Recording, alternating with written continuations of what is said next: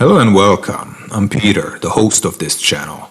And on this channel, I share my experience as an independent explorer in the world of the occult, the unseen dimensions of consciousness. If you're watching this, I don't believe it's by chance. You've been guided here for some reason, and what I have to share today is something I got from a channeling experience while working with the spirit of space. Remember I told you in one of my earlier episodes that I recently started communicating with simple objects, grimoires, and even buildings? At first, I did it mostly for fun.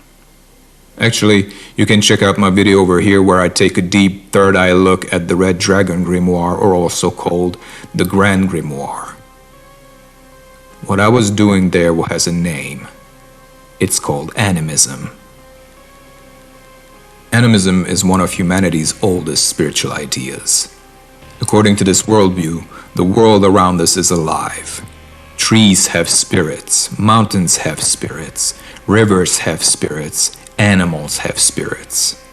Even everyday objects can possess a form of consciousness or spiritual essence. This belief wasn't limited to one civilization.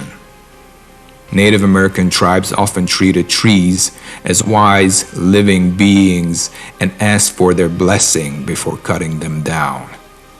In Japan, the Shinto tradition teaches that spirits, called kami, dwell in mountains, waterfalls, ancient trees, and even objects that have existed for a long time. Many African and tribal religions hold similar views. The entire universe is alive. Nothing is truly dead. And if you think about it, traces of animism still exist today. Why do people knock on wood for good luck? Because long ago, people believed trees housed benevolent spirits.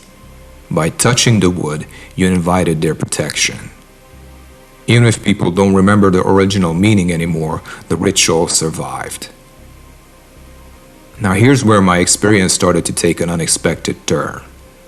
Because through a kind of channeling experience with the spirit of space, I arrived at a different conclusion. I no longer think spirits originally exist inside objects. I think objects are more like mirrors. And through these mirrors, you can perceive different spirits or perhaps different aspects of yourself. Think about it. If you always interact with the same object and always perceive the same kind of spirit or energy from it, maybe that object is not creating the experience. Maybe it is reflecting something stable that already exists within you. The object remains the same, and because it remains the same, it consistently reflects back the same aspect of your inner world. This also changed how I think about haunted places. Maybe haunted places are not haunted because spirits permanently live there. Maybe certain environments evoke the same emotional energies, thought patterns, fears, and symbolic images in almost everyone who encounters them. The abandoned asylum, the ruined castle, the dark forest, they seem to awaken something ancient inside us.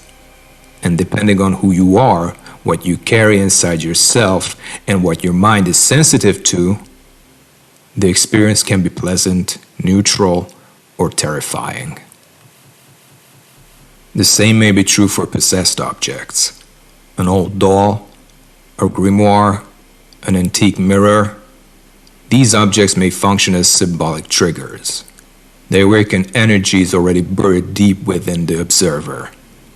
And that energy becomes the experience. Now, am I saying that spirits don't exist independently? Honestly, I don't know. Not anymore. And I think it's okay to not know. But I do know this. The boundary between the outer world and the inner world is far less clear than we think. This is because of what I keep stressing in my videos. You don't have a mind. The mind has you and all your endless thoughts, memories, and emotional connections, or in other words, your entire world. Your world which is not confined within your skull but is all around you like the internet, and in which everything that is, has been, and will be is just an infinitely tiny speck in the infinite cloud storage which exists both behind and in front of your eyes. That's the true seed of power of the one great mind, and that's what allows all kinds of magic to unfold in your life. But back to the point. Perhaps when we communicate with objects, we're also communicating with ourselves. Perhaps when we search for spirits, we're also searching for hidden parts of our own consciousness. This may not be news to most of you. And perhaps animism isn't just about believing that the world is alive. Maybe it's about realizing that you are alive within a world that constantly reflects you back to yourself. And if that is true, then every tree, every building, every ancient book, every strange encounter may be another opportunity to learn something about who you really are. I want you to think about and integrate this one. So that is it for today. Let me know your thoughts in the comments down below. Do you think objects house spirits?